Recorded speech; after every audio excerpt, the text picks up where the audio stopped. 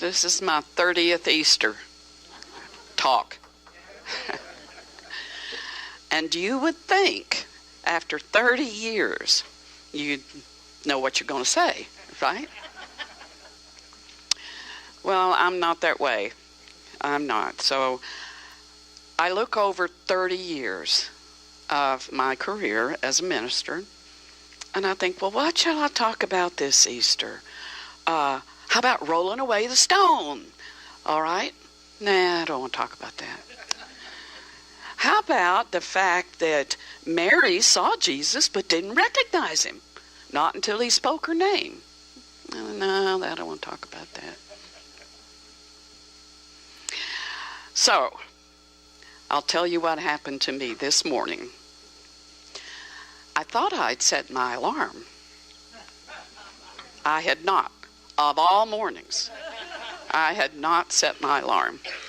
However, Spirit woke me up at 5:30 with a knowing of what I'm going to talk about. Isn't that amazing? It is. Not that I know exactly what I'm going to talk about, but anyway.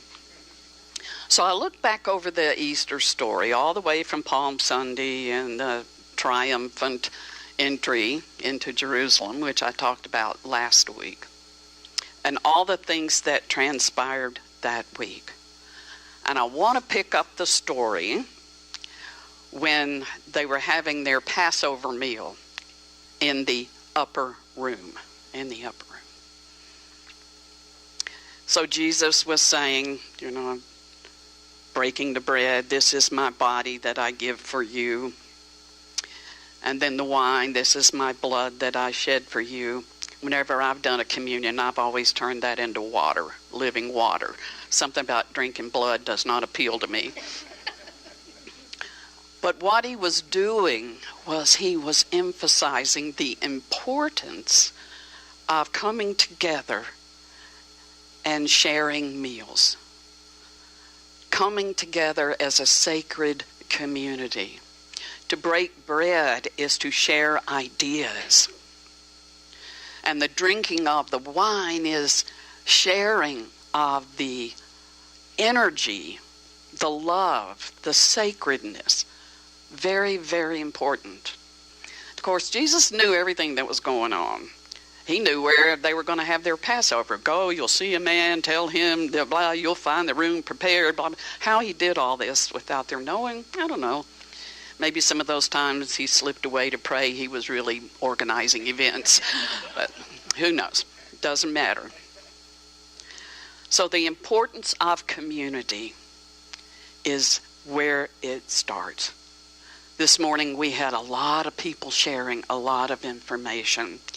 And that's because you care. They care. They want to break the bread with you. They want to participate. We want to participate with each other. Okay. So we have Thursday.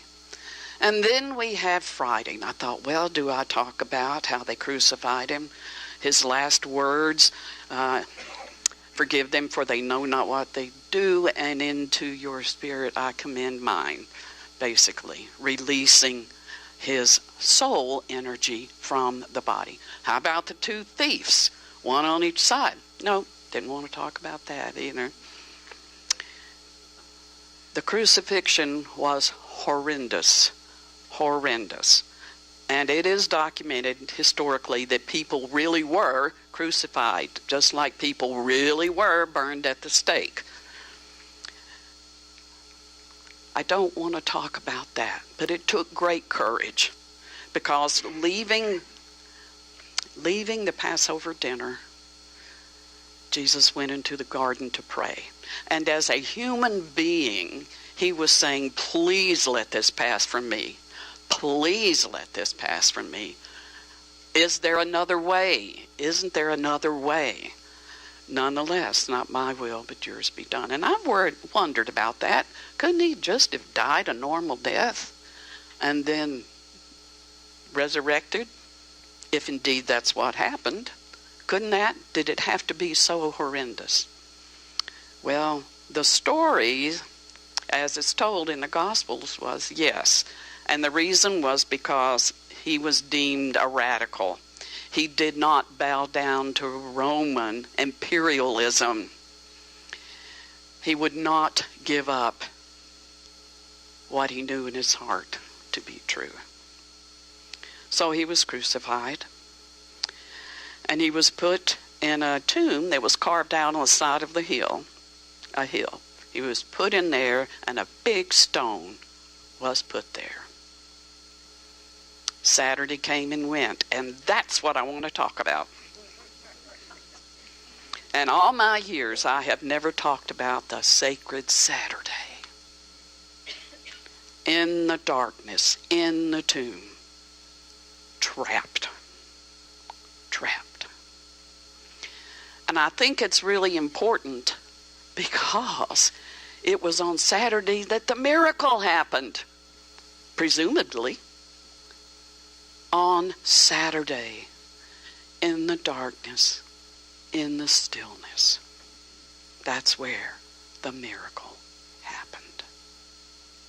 So I think about that, and I said, that's kind of like prayer.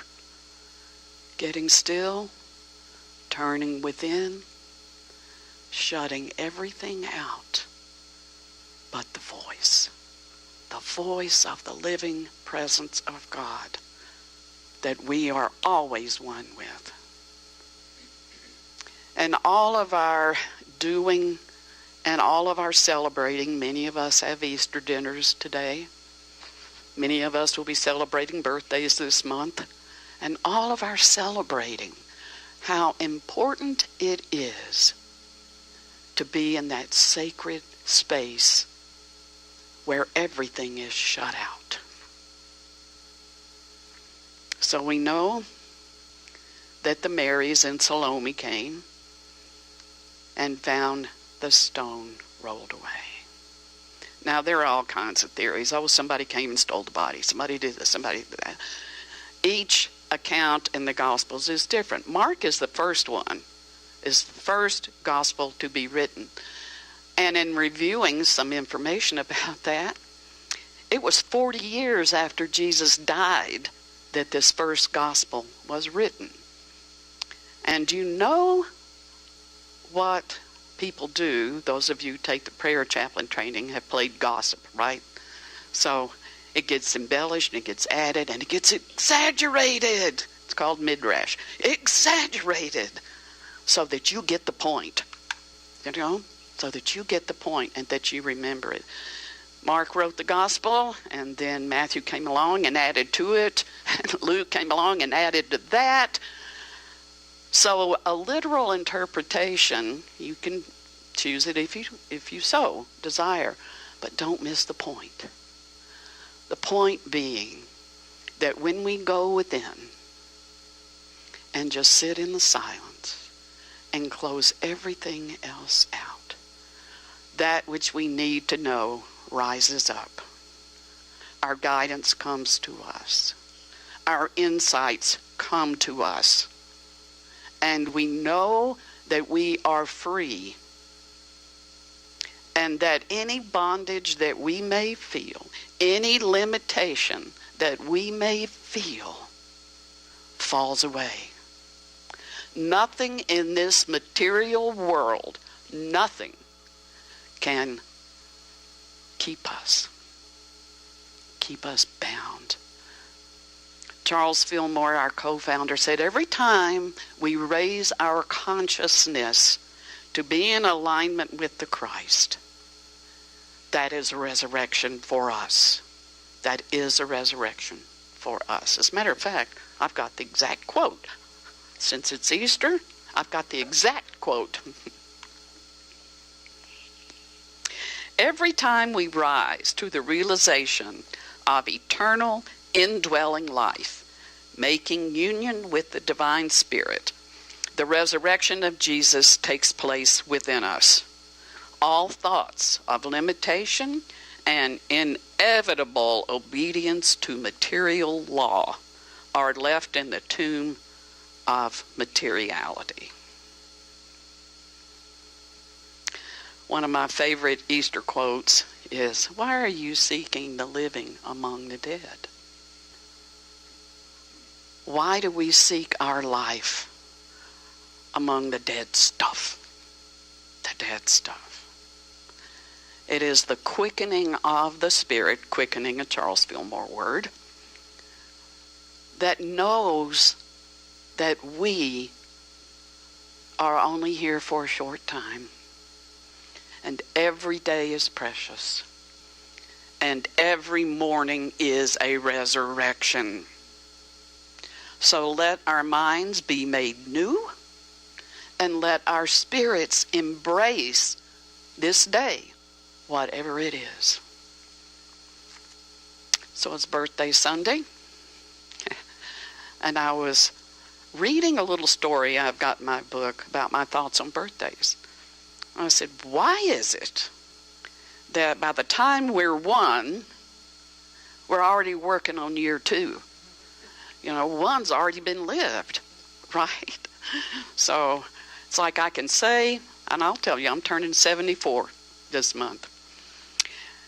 I can say, when somebody says, how old are you? I can say, I'm 74, but that's not true. I'm really living in my 75th year.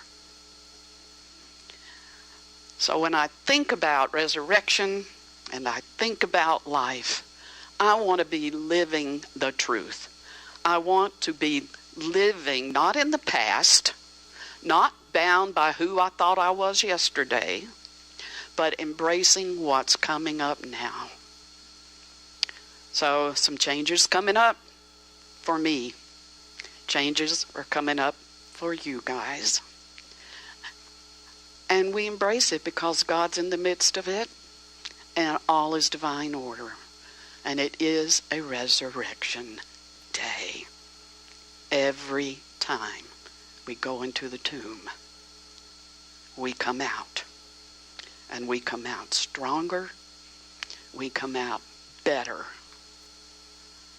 And I think that's what I wanted to say today. But I'll let you know if there's an addendum. Thank you.